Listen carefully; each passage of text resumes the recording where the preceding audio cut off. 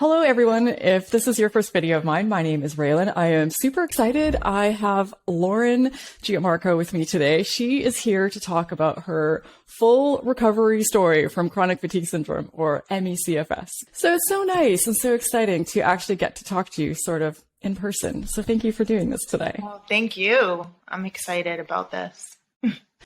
We were talking just a little bit right before we started this, or just talking about the importance of why we share our stories and why we feel it's important to get these stories out to people, and how it seems like there's more and more recovery stories out there, which is great.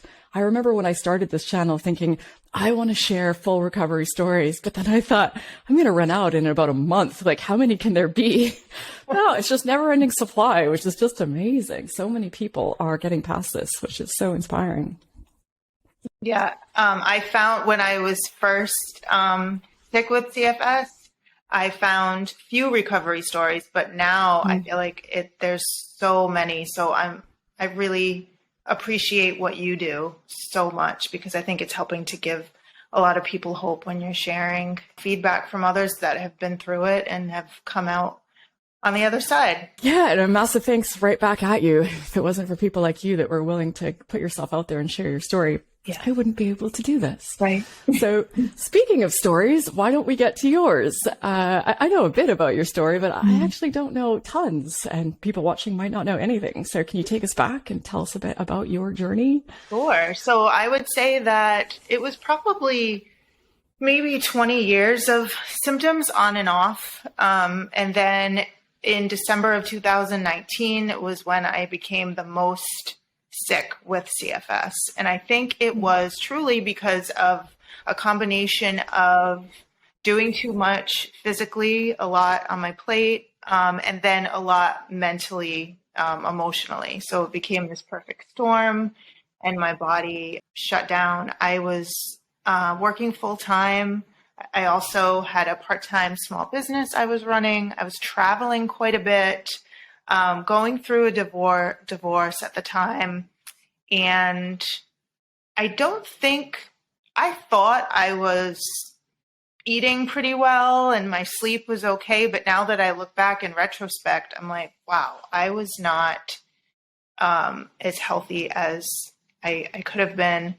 And also, I had kind of this story that I created that my immune system wasn't as strong as other people's, because I would have these bouts of crashes over the last, like I had said, 20 years, where if I was traveling, I would end up with like strep throat or in bed for 3 days after, just exhausted. And then I would kind of like bounce back and be okay. So there was never any like consistent health, I guess, if that's the best way to say it. Yeah. And it was December of 2019 that it became debilitating, to the point where I would say not necessarily bedbound, but certainly housebound. Yeah. And the decline was like a steep decline, I think. Yeah. I had never really in my life thought about really focusing on my health in the way that I needed to at that time. And something clicked and I said, this is my body is sending me a message. It's telling me it's time to, clean up your diet and find some answers and reevaluate emotionally what's happening. The whole mindset connection, I think it has so much to do with this. And I feel like I adopted a positive attitude about it pretty quickly versus thinking that I was going to feel that way for the rest of my life. What do you think it was? That's amazing that enabled you to have that positive attitude so quickly, because it sounds like a very scary and overwhelming experience. I think part of me, there was always something in me that was an optimist. So I kind of just reached into that. And the other part of it was I didn't feel confident or comfortable with the answers that I was getting, because I felt that the doctors that I was going to that were telling me, there's nothing wrong. I felt like in their research they hadn't done enough research in ME/CFS, once I knew that that's what it was. I felt like, okay, I can get answers somewhere else, and then I can also dig in, I can listen to my instincts, and I can figure this out. And that was early on that was probably about 5 months into being really sick, where I kind of just adopted that attitude and said, you know what, I don't know how long this is going to take me to get better, but I'm going to get there.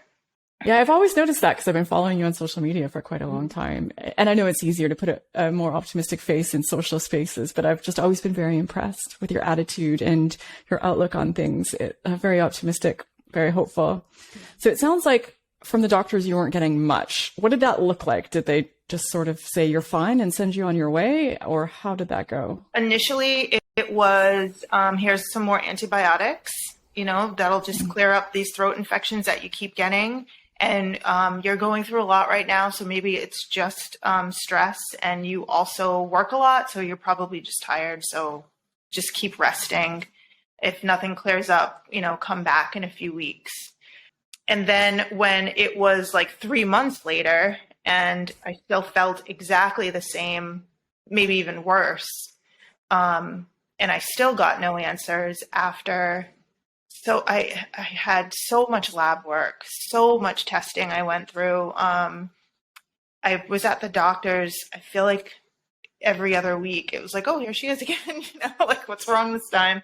I was frustrated, but at the same time, I was like, okay, I think I need to explore other options. And I know that there's so many people that initially they go through that.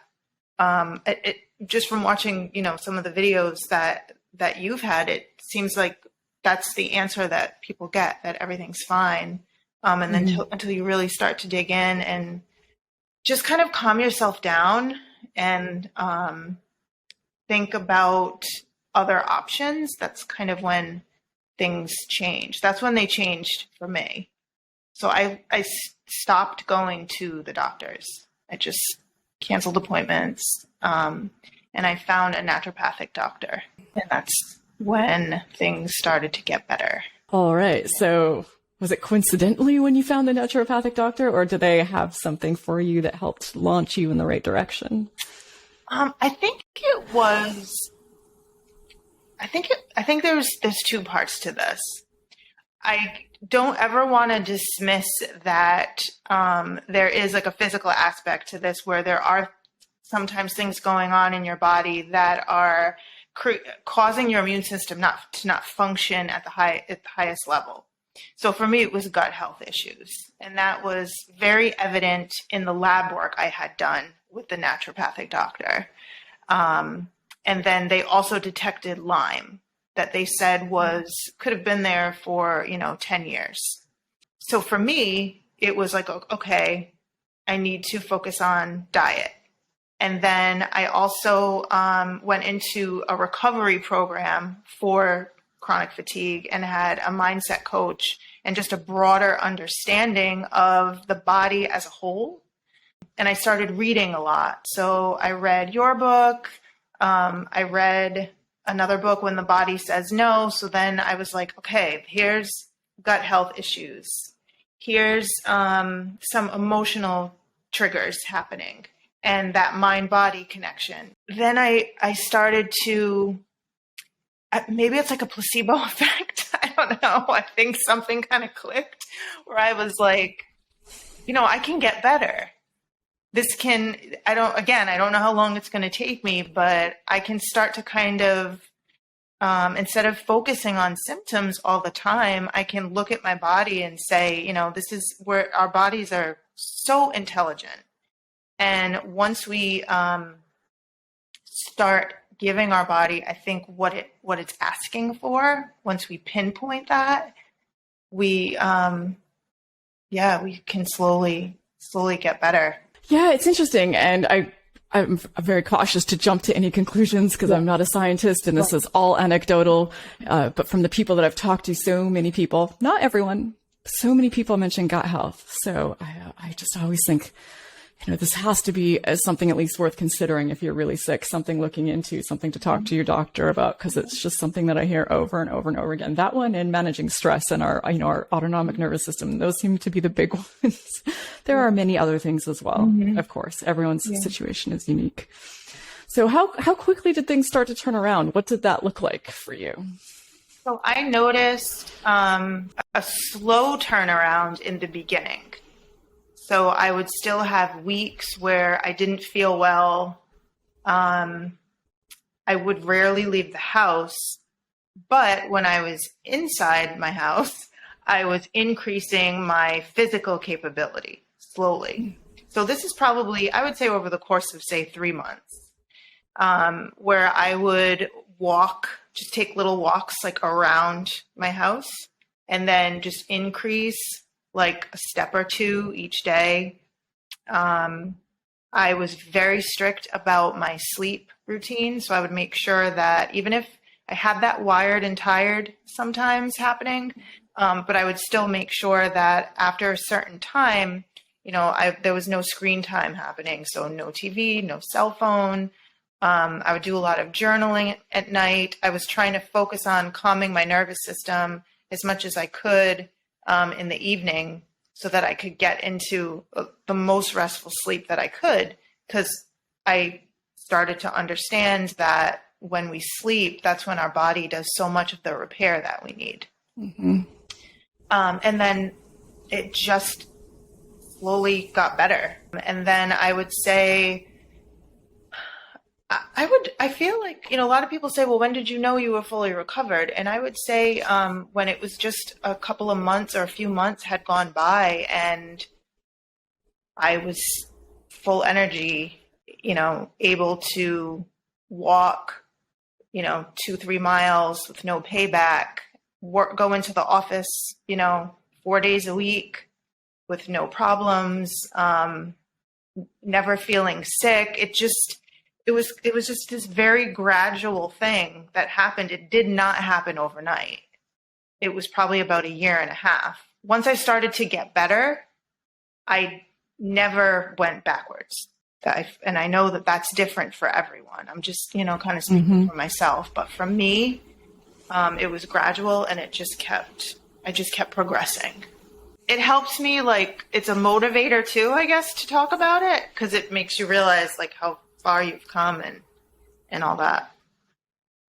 Yeah, it is a good way to look back. It's a good thing, isn't it, that you start to forget a little bit, but also good to take a moment and appreciate, like, wow, I've worked hard and I've come a really long way. Yeah, it's nice to forget and just not have to be conscious anymore. Like right before we did this video, I had cleaned the bathroom like a wild lady. The bathroom was like a mess. And I was just moving so fast, and you just end up doing and not even realizing where like 1.5 years ago, I couldn't make the bed.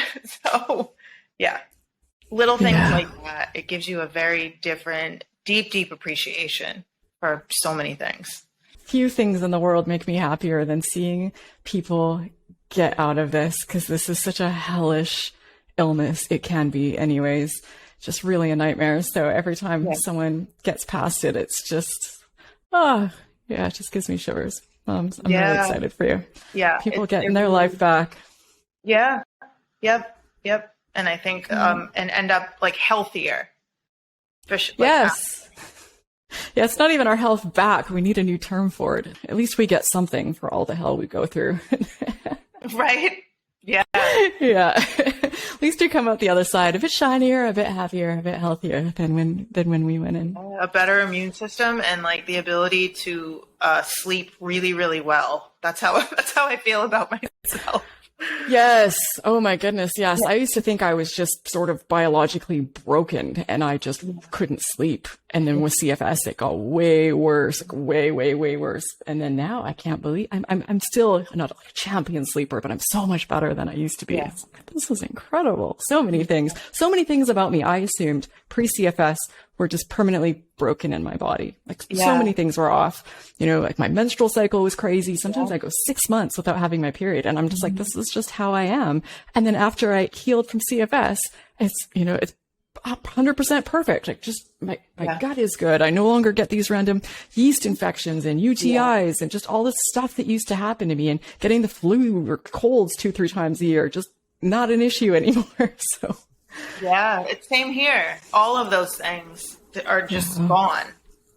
And I think when they used to happen before, it was like, oh, here we go again. But I never stopped and said to myself, why is this happening? It was like, I thought it was me, which is not, now that I think about it, I'm like, that's so not acceptable. I'm finally, I danced my whole life, like tap, jazz, ballet, my entire life. And when I got sick, I obviously had to stop. And I'm going back to dance next month for the first time in like 2 years. And I'm like, okay, this is like this was one of my goals. Like I had like a list of like 10 goals, when I get better, so I'm so grateful for that too. So that is amazing. I'm so happy for you. Oh, that's so incredible. So I'm curious, because I had to do a lot to fix my gut health as well. What sorts of things did you do to help yours? So initially, I am lactose intolerant, so I can't have dairy anyway, but I would eat it before and then wonder why I felt so crappy after. But I completely eliminated dairy. I was very strict about that. And then I eliminated gluten. So those were the top 2. And then for every morning, and my mom would have to help me so much because it was too taxing for me to cut. I was doing celery juice every morning, but it was just a lot of work for me to cut up the celery and put it in the juicer and then clean everything up. So I would have my mom help me with that. But I did celery juice, I would say every morning for like 3 months. And I was really strict about a balanced diet. So equal amounts of fruits and veggies, not a lot of sugar. I didn't eat too heavy at night. I can't say that I ever tried any fasting, but I would try not to eat from like 8 p.m. to like, say, 10 a.m. the next morning. Tons of water. Even to this day, like I notice a difference between like having a couple of bottles of water during the day versus like if I drink 2 liters a day. I think I also had food sensitivity tests done, which was important to me to understand what foods might trigger some inflammation in my body, because the less inflammation, the better you feel, the less pain you have.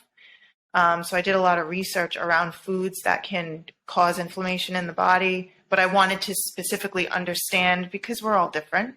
I wanted to specifically understand what for me could trigger inflammation. And then I just stuck to it. I'm Italian, like a lot of pasta and bread my whole life, and sweets and desserts. And so that was changing my diet was probably like one of the hardest things I feel like I ever had to do, but like so worth it. So worth it. That's amazing. Yeah. And people often ask about support. You mentioned your mom. So what kinds of support did you have through all of this, and what support was most helpful for you?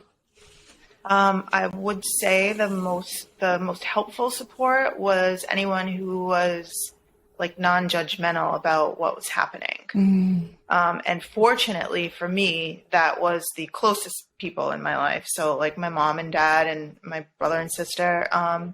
And I was very transparent about needing help just with every, day-to-day chores, like making my bed, in the very beginning, especially when I started to gradually increase my, what I was doing physically. I wanted to make sure that, I wasn't overdoing it or anything. And then also just support from my job, because I was still working at the time, but I couldn't physically go into the office. And I want to stress how important it is to advocate for yourself when that happens. Because I was very upfront and said, this is what's going on. This is what's happening. My brain fog wasn't too bad, so I still had the mental capacity to be able to work from home. But I worked from home for probably about a year. It's funny because in the beginning, when this first happened to me, I was terrified to let my employer know. I was afraid I was going to lose my job. Like, I would spiral and be like, oh my gosh, this is going to, everything in my life is going to get taken away because this is happening to me. And that doesn't help symptoms when you're going down those spirals. And you get into these modes where you feel like your whole life is like crumbling. And I was like, how am I going to pay my rent? And, all these things. And then I said, you know what? At the end of the day, their opinion is not going to matter on it's not going to have any impact on whether or not I get better. Like, that's up to me. This is my personal responsibility to take control of this situation and do what I have to do to get better. So that support from my family, from work, and even from my close friends was like so, it was, I would say, like part of the foundation for me getting better, for sure. You're talking about work, and I'm so glad that your employer reacted well. I forgot to ask you in the beginning where you are. I think it's helpful for people to know because different countries have different things in place. So where do you live, Lauren? I live in Rhode Island. Okay. Yeah, I figured people probably got from the accent that you're probably here in the US, but how does it feel now to be where you are, to be symptom-free, to be past this? One of the most amazing things, and that I'm actually grateful for from this experience, recovering from ME/CFS, is that I wake up every day and like I feel good. And I'm just grateful for that.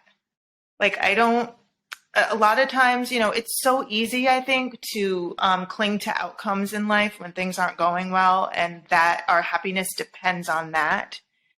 But going through this process, I'm just grateful to get up every day. I have a routine now. I go into the office, I go into work, 8 a.m. to 4:30. I also have my side business that I run sometimes, mostly on weekends, because I'm very conscious of my free time now in this new life that I have after ME/CFS. So I try to have more like playtime than I do work time. I try hard to like balance that now. Learned that lesson the hard way. But yeah, all the things that I've done to improve my health, where initially it almost seemed like work, are now part of my lifestyle.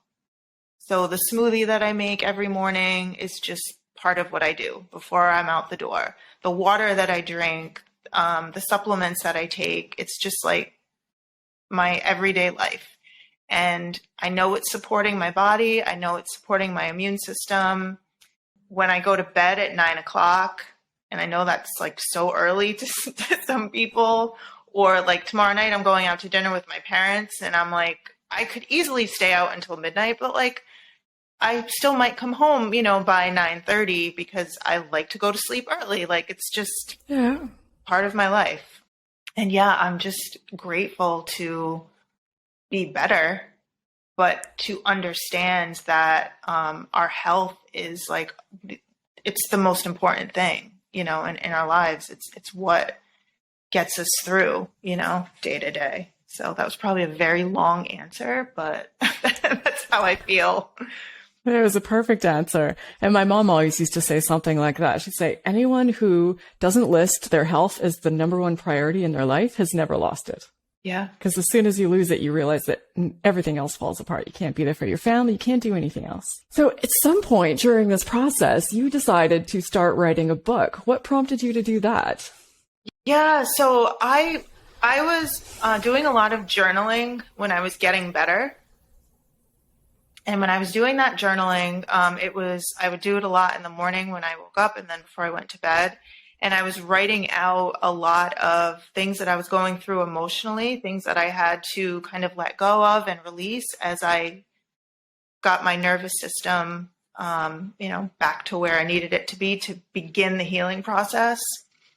And I said to myself, I feel like I need to capture what I'm going through in a way to help others if I come out on the other side of this. So I decided to turn those pages into a book. And, you know, I've always been writing. Like I've been writing, my God, since I was like a teenager.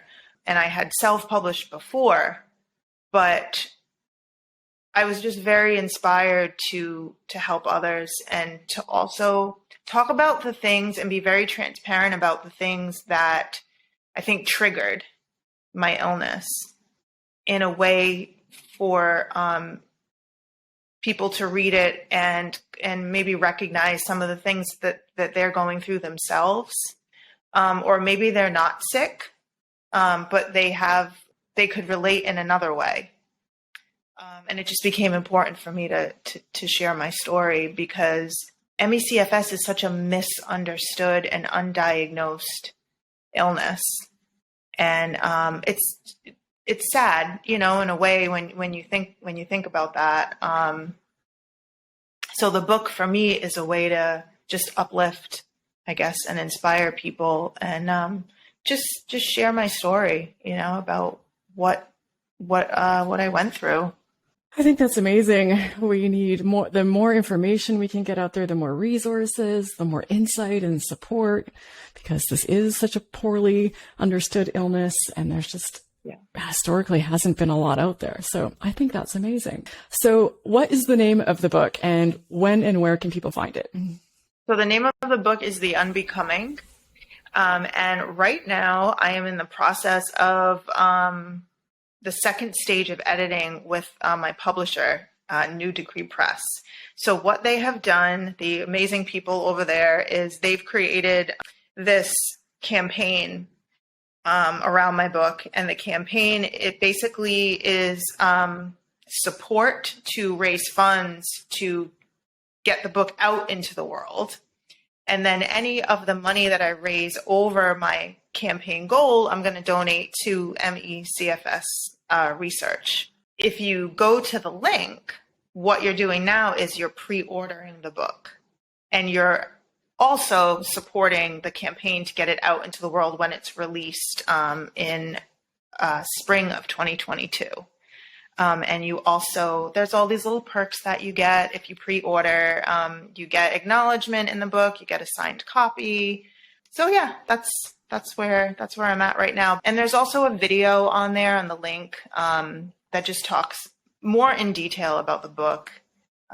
So hopefully by watching that video, viewers can decide, you know, if this is something that they want to read and they would get, you know, inspired by. So that is incredible. I cannot wait to read your book. I will be using that link and it will be in the video description for anyone watching. I highly encourage you to check it out. So what about for people watching now that are still in this, that are still going through it? Do you have any thoughts or suggestions or advice for them or things that you would go back and tell yourself if you could go back in time? I think the number one thing that I would tell myself is to stop caring what everybody thinks. Like number one, I was such a high achiever and a perfectionist. And I think I talk about this so much in my book too. When you operate at that level for such a long time, you are terrified of letting people down, but you're also terrified of letting yourself down.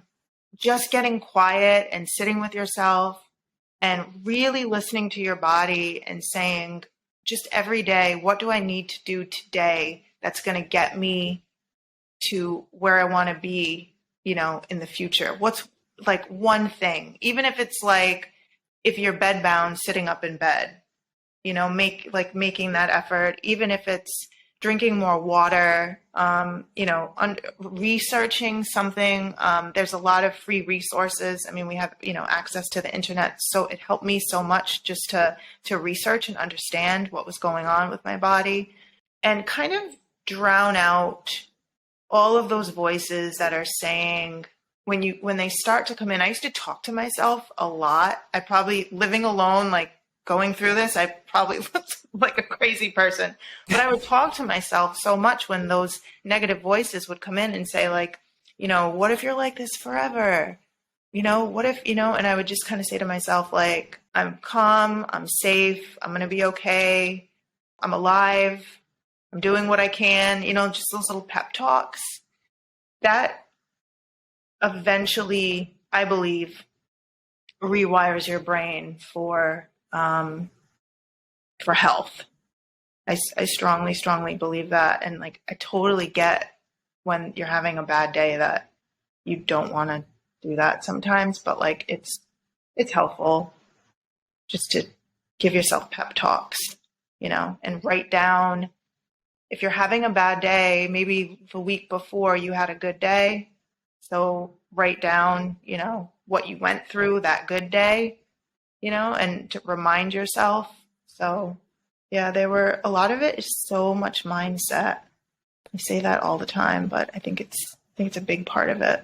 Yeah, and I think it's easy to take for granted how these small things add up. I think with chronic illness recovery, it sounds like from the people I talk to and from my experience, the glory and the results really are to be found in the everyday small things that we do. There is no big magic bullet that, you know, for most of us anyways, that launches us out of this. It's all of those things that you've been talking about, or whatever those things are, you know, for you, people watching. We all have to find our own, listen to our body and find our own answers. But it's easy to underestimate the compound interest of those small changes that we make every single day and how they're getting us out of this. And I think acceptance is not resignation. I say that all the time. When you accept where you are, it doesn't mean that you're giving up at all. It just means that you've accepted where you're at and you reevaluate and you make different choices. You know, that was my experience, just one different choice every day. And it added up to, thankfully, my health. Yeah, that's another important one. And another one, I think many of us want to just be in denial and want to just like, no, I'm just going to push through. Like I interviewed someone recently, Nick, his interview should be up by the time this one is up. And he's like, I Googled, what if I just push through CFS? Oh my goodness. But you know, it's just, it's hard to accept. And I think we just want to be in denial and be like, nope, this isn't happening. I'm going to go. And for most of us, that gets us in a lot of trouble. It does. Acceptance for where we are. Not that this is where we're stuck, but this is where we are for now. Right. Yeah, I know acceptance is a very long, dark road some days. Yeah. There's always light at the end of that road. Well, this has been amazing. I mean, aside from checking out the link in the description for your book, if people want to reach you or follow you or find out more, where can they do that? Yeah, I think the best place is on Instagram. I created an account called heart-based_healing. And that Instagram page is just dedicated to me talking about, you know, what I went through and where I am now. And I try to make it as positive and uplifting as I can and be transparent. I think my hope for that page with, you know, the power of the internet is that people can find inspiration there, just like I find inspiration from like so many people out there that went through the same journey, you know, so that's probably the best place.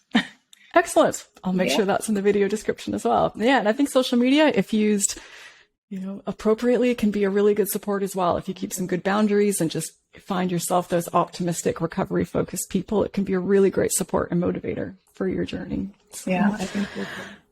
Thank you. Thank you so much, Lauren, for taking the time to do this. I really, really appreciate this. This was just amazing. Yeah, this was great. It was like very surreal for me to be on the other side of it and being able to share my, I remember sitting on the couch reading your book when I was like at my sickest. So yeah, this is, it's good stuff. That's such a great message to put out, because in those moments, doesn't it sometimes feel like you might be stuck there forever? Like it's really hard to see. Even if you're optimistic and hopeful, it can feel like it's just mission impossible that you're trying to accomplish. So, Yeah. yeah. So I'm just so grateful to you and to everyone else who bravely comes out here on the internet and shares their story, because there are still a lot of people, understandably, who are feeling hopeless or feeling like recovery isn't possible. So the more we show that it is, I think that's just a really great thing. Yeah, it definitely is. Yeah.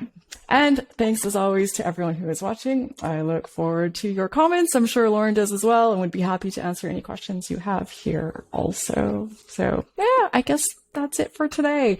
Thanks again, Lauren, and to everyone who's watching, and I will see you in the next video.